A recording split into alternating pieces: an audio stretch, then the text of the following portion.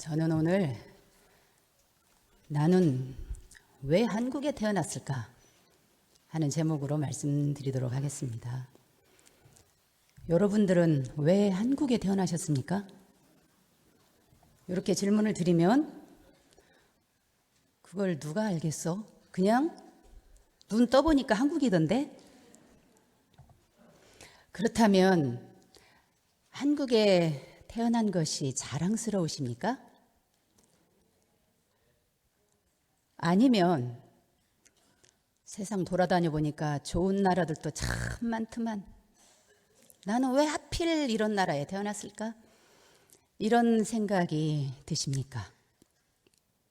우리 한국은 그 지도상에서 이렇게 찾아보면요, 눈을 씻고 찾아봐야 간신히 보이는 아주 조그마한 나라죠. 아, 여기가 한국이야? 그런데 그 나라가 반으로 똑 갈라져 있단 말이에요. 그러면서 맨날 핵을 터뜨릴 거다, 미사일 쏘아 올린다, 전쟁을 일으킬 거다, 이렇게 하면서 안보가 늘 불안한 상황에 우리가 처해 있어요. 남북이 이렇게 갈라져 있는데 이 남쪽만이라도 평화롭게 잘 안 싸우고 지내면 좋으련만 이 남북 갈라진 것을 놓고 또 여야 간에 진보와 보수 간에 얼마나 치열하게 몸싸움 말싸움을 하는지 말이죠. 우리는 늘 매스컴을 통해서 스마트폰을 통해서 어른들이 정치하는 사람들이 싸우는 모습을 거의 매일 지켜보면서 삽니다. 어른들은 아이들의 미래라고 하잖아요. 아이들이 그걸 보면서 뭐라고 생각할까요? 아, 나도 어른이 되면 저렇게 싸우면서 살겠구나. 그러니 행복할 리가 없죠. 우리나라는 너는 행복하냐? 아니다. 나는 정말 불행하다, 행복하지가 않다라고 말하는 비율이 OECD 국가들 중에서 가장 높게 나타납니다. 행복하지가 않아. 여기에다 여기 계신 분들께 질문을 하면 다른 대답이 나왔겠죠. 그런데 이 불행감이 가장 높게 나타난다는 이런 맥락에 똑같이 우리나라는 OECD 국가들 중에서 스스로 목숨을 끊는 자살하는 사람이 가장 많은 나라입니다. 거기에 청소년들이 자기 목숨을 끊는 비율은 말이죠, 압도적인 1위입니다. 우리 한국의 청소년들의 사망 원인이 제1위가 무엇인지 아십니까? 병도 아니고 사고도 아니고 바로 자살입니다. 얼마나 가슴 아픈 현실입니까? 우리가 그런 나라를 살고 있습니다. 우리 사회를 이렇게 보면은 부정부패가 정말 뿌리 깊게 내려져 있어요. 갈등과 차별이 너무나 만연되어 있습니다. 남녀를 비롯해서 노사 간에, 빈부 간에 차별과 격차가, 갈등이 매우 심각합니다. 그리고 일자리가 없어서 젊은 청년들을 비롯해서 일자리가 없는 실업률, 실업 문제. 나이는 평균 연령은 높아져만 가는데 이 노후 문제가 대책이 없죠. 그리고 이 공해, 환경 오염 문제. 요즘은 미세먼지까지 가담을 해가지고 말이죠, 실제적으로 숨쉬기도 어려운 그런 나라입니다. 그래서 우리 많은 사람들이 이민을 가야 되겠다. 야, 이 나라 못 살겠다. 그래서 우리 젊은 층들 사이에서 말이죠, 이렇게 너무 불행하고 너무나 살기 힘들고 이 나라는 불행으로 가득 차 있고 지옥과 같다. 살 수가 없다. 그래서 나오는 말이 한 단어가 있습니다. 무슨 조선? 헬 조선, 지옥과 같은 조선이다. 이렇게 이야기를 합니다. 자, 그렇다면 우리나라는 정말 희망이 없고 지옥과 같은 가장 불행한 나라가 앞으로도 쭉 이어질까요? 그렇지가 않습니다. 우리나라야말로 완벽하게 정반대로 우리나라는 가장 희망적인 나라이고 가장 빛나는 나라가 앞으로 점점 될 것입니다. 이 동서양에 수많은 미래를 예언하는 예언가들이 있는데요. 우리 한국을 비롯해서 많은 예언가들이 우리 한반도의 미래를 예언을 하는데 정말 기가 막힌 예언들을 쏟아내고 있습니다. 미국의 예일 대학교의 폴 케네디라고 하는 교수가 일본 동경대학교 대강당에서 모든 동경대 학생들과 교수들과 지역민들이 빽빽하게 골목까지 다 가득 차 있는 그 자리에서 미래학자가 이 강연을 합니다. 자기 나라인 미국은 말이에요. 지금 이미 전 세계를 이끌어가고 있는데 이미 미국은 전 세계를 리드할 1인 국가로서의 자격과 힘을 상실했다. 앞으로 전 세계를 이끌어갈 지도국이 되는 제1인 국가는, 제1가는 국가는 아시아, 태평양권에 있는 아시아 지역에서 나올 것이다. 태평양권에 있는 아시아 지역은 어디죠? 중국과 한국과 일본입니다. 아시아 태평양의 시대가 될 것인데 그 중에 가장 세계를 이끌어갈 중심 국가가 있다. 그것은 그 나라는 중국은 아니다. 그 많은 일본인들, 학생들과 교수들과 청중들이 가슴을 콩당콩당 뛰면서 어서 다음 말을 해주기를 기다리고 있었습니다. 조용한 침묵 속에서 한마디가 흘러나옵니다. 세계를 앞으로 이끌어갈 그 중심 국가는 아마도 한국이 될 것이다. 우리 한국은 어떤 나라냐? 바로 성자께서 선택해 주신 나라입니다. 우리나라는 주세성자이신 대종사님께서 앞으로 최소 5만 년을 이 법이 쭉 퍼질 텐데 그것을 인도할 수 있는, 리드할 수 있는 그런 자격을 가지고 있는 나라를 이렇게 천상에 보고 계시다가 딱 점을 찍어주신 것이 바로 이 한반도 한민족이란 말이죠.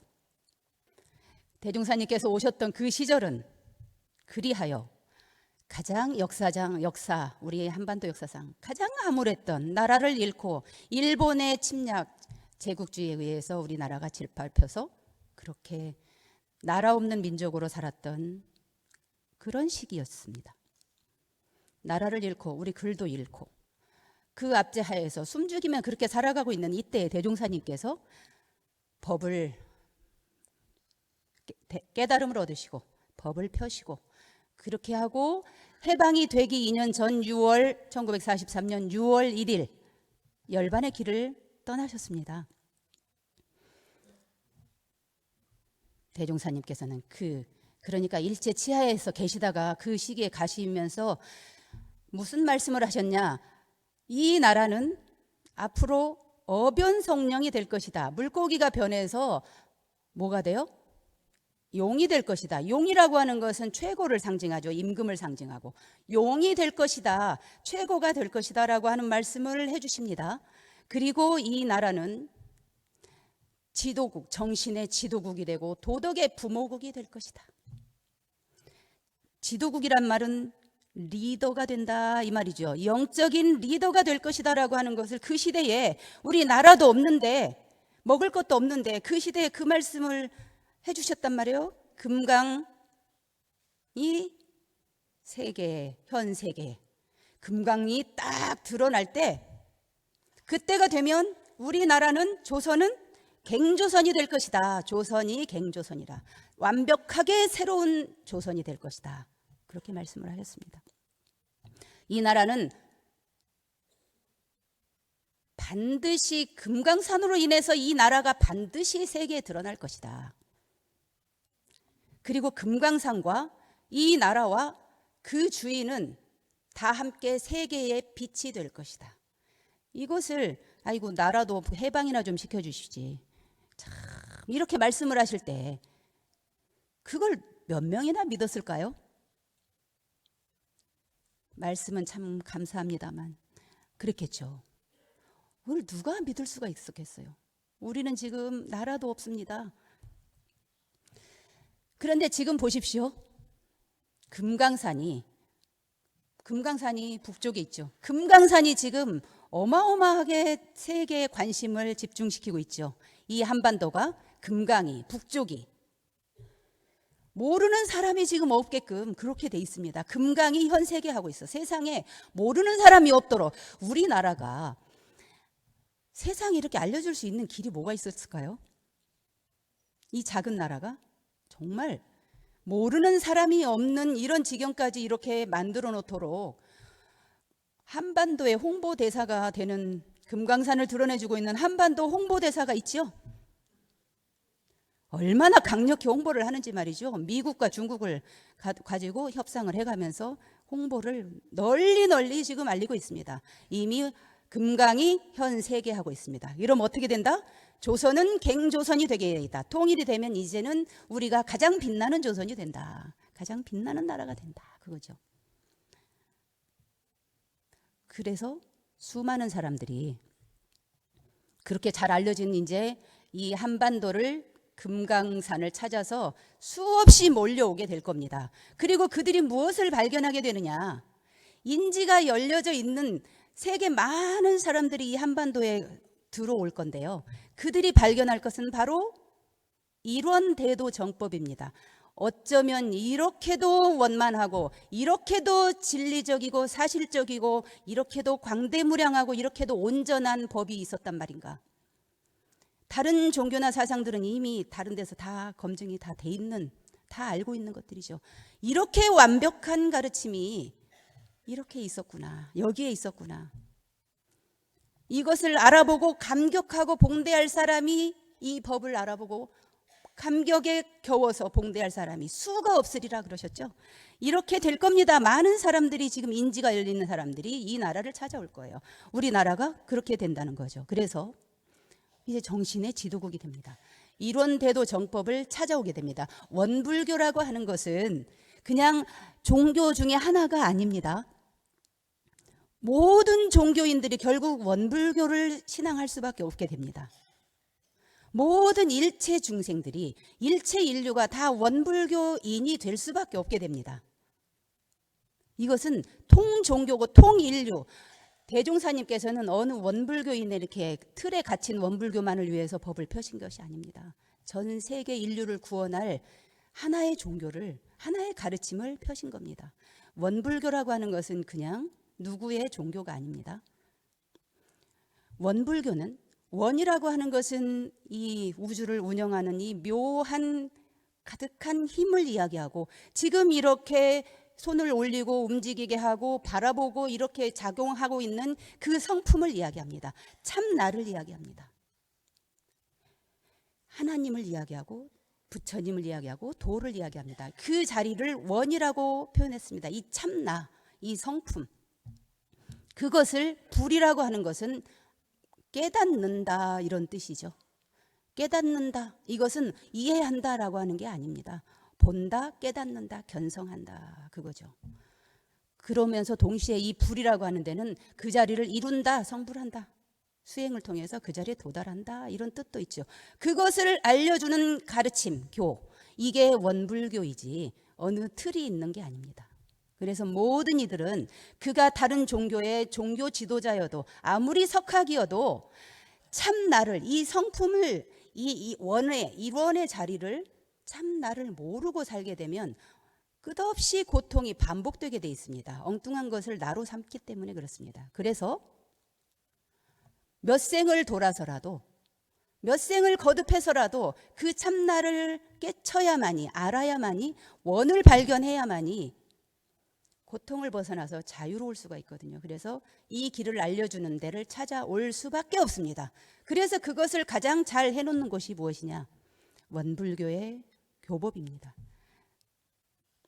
원불교는 그래서 세계 모든 보편적인, 모든 이에게 다 적용되는 보편적인 가르침이 되고, 이곳으로 모든 사람들이 자유를 얻어갈 것입니다. 그래서 대종사님께서, 사실은 다른 그 전에 많은 성자들께서도 이것을 말씀을 하셨습니다. 그러는데 깨닫지 못한 제자들이 자기의 견지로 이해한 것으로 경전을, 그 말씀을 엉터리로 왜곡을 시켜서 경전으로 지금 전해지니까 잘못 전달이 되는 겁니다. 그래서 편파적으로 왜곡되고 미신에 흘러서 이렇게 제자들에게 맡겨서는 안 되겠구나, 그렇게 생각하시고 대종사님께서 그 열반 직전까지 밤을 새서 붓을 들어서 그 가르침에 이 온전한 길을 왜곡되지 않도록 스스로 정전을 편찬하시기에 심혈을 기울여 놓으시고 바로 정전을 편찬해 놓으신 이후에 6월 1일 날 거연히 열반의 길을 떠나셨습니다. 이 가르침 하나면 충분하다. 그래서 이론대도 정법은 어느 하나도 빼놓지 않고 온 인류를 다 구원해 줄 수 있는 그냥 단 하나의 5만 년 이상 갈 법이다, 그거죠. 그래서 앞으로는 인지가 밝아지기 때문에 말이죠, 사람들이 이제 밝아서 다 보고 압니다. 그래서 뭔가 싸움을 먼저 일으키거나 그 완력을 써서 다른 나라를 제압하거나 다른 사람을 그렇게 제압을 하거나 무력을 사용하거나 자기만 좋고자 해서 남을 돌보지 않거나 편파적으로 살거나 거짓이나 왜곡을 주장하거나 이렇게 하는 개인이나 이렇게 하는 종교나 이렇게 하는 국가는 저절로 힘이, 세력이 약화돼서 발붙일 곳이 없게 됩니다. 이론대도, 이론주의를, 하나의 세계를 전체를 하나로 보고 사는 이 이론주의를 실천하면서 상생과 화합으로 살아가는 그런 개인, 그런 종교, 그런 국가라야 반드시 세계의 지도를 할 수 있는 지도자가 될 수 있습니다. 그래서 우리 이론대도 정법이 바로 한반도가 드러날 때 전 세계에 편만해질 영적인 지도를 할 수 있는, 정신적인 지도를 할 수 있는 그런 무기, 그런 자원이 될 것입니다. 그러면 경제적인 또 최고 부귀한 나라가 될 것이다, 이렇게 얘기를 하는데 저는 이렇게 생각을 해봤습니다. 도대체 그 방법이 뭘까? 우리나라가 어떻게 갑자기 부자가 된다는 얘기지? 궁금하시죠? 제가 생각은 그래요. 아마도 우리나라가 관광 수입이 어마어마할 것 같아요. 전 세계에서 이 마지막 지구상에 남아있는 마지막 분단국, 이 통일이 되었을 때 가장 가고 싶은 나라 1등이 될 거 아닙니까? 그리고 그 휴전선을 비롯해서 철조망, 그 다음에 그 DMZ, 그 다음에 그 판문점 무슨 도보다리니 땅굴까지도 그대로 평화공원으로 그대로 보존이 되어서 모든 사람들이 그 치열했던 현장을 와서 다 보러 올 것이고, 모든 학생들이 이렇게 전쟁이 일어나서는 비극이 있다라고 하는 걸 보기 위해서 전 세계에서 학생들과 전 세계 사람들이 이 현장을 보러 반드시 올 것 같습니다. 그래서 관광 대국이 될 것 같아요. 와서 그냥 보고만 싹 가느냐, 이 엄청난 우리의 개발되어 있는 물건들을 또 제품들을 사서 가져가겠죠. 그 수입이 어마어마하겠다, 이런 생각을 합니다. 그렇겠죠? 두 번째로는 문화 자원이, 우리가 가지고 있는 문화, 이것으로 저절로 얻게 되는 로열티 수입입니다. 지금 한국이, 우리나라가 가지고 있는 한국의 음식, 이거 다른 나라하고 비교할 수가 없어요. 먹어보면 다 반하지 않을 수가 없습니다. 한식, 그다음에 우리 한국의 노래, 우리 한국의 춤, 한국의 드라마, 이렇게 만들지를 못한답니다. 우리나라는 드라마도 바로바로 바꿔서 시청자들한테 막 이렇게 맞춰가지고 바꾸기 때문에 그렇게 재미난데요.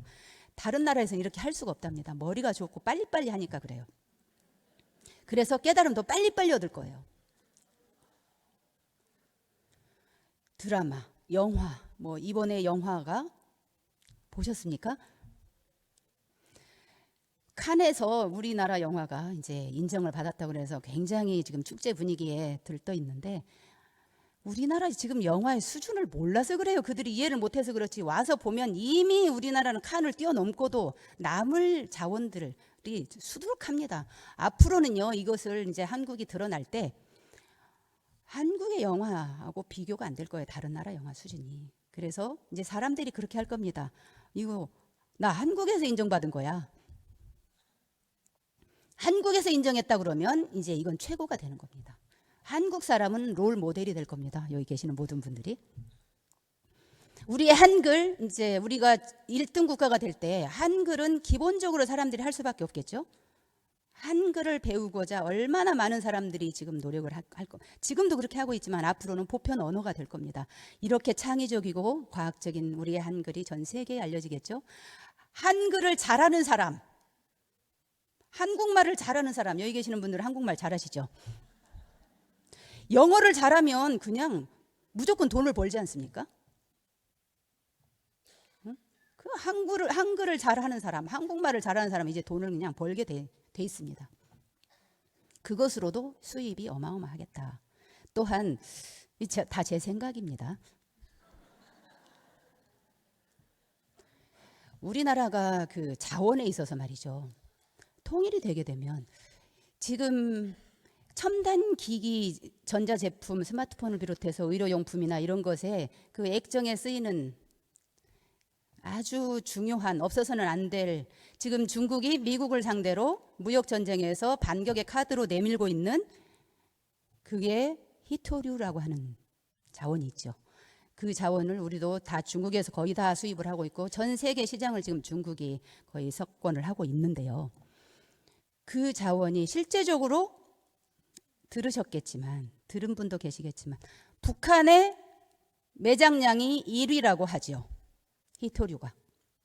그래서 1위인 매장량과, 물론 이제 이걸 개발하는 과정에서 환경오염이나 이런 문제들이 있을 수는 있다고 하죠. 1위 매장량을 가지고 있는 북한과 그 제품에 있어서 가장 IT 기술이 앞서 있는 1위인 이 남한이 만나면 이건 환상적인 조합이죠. 그래서 부귀하게 될 수밖에 없습니다. 또한 들리는 말에 의하면 거의 사실인 것 같은데요. 북한의 우리 자원이 가장 지금 자원이 돈을 버는 자원이 석유이지 않습니까? 석유를 조금만 가지고 있어도 부귀해지는데 북한의 석유 매장량이 전 세계에서 3위라고 해요. 어마어마한 양이죠. 다른 데는 썼는데 여기는 쓰지도 않고 지금 기다리고 있죠.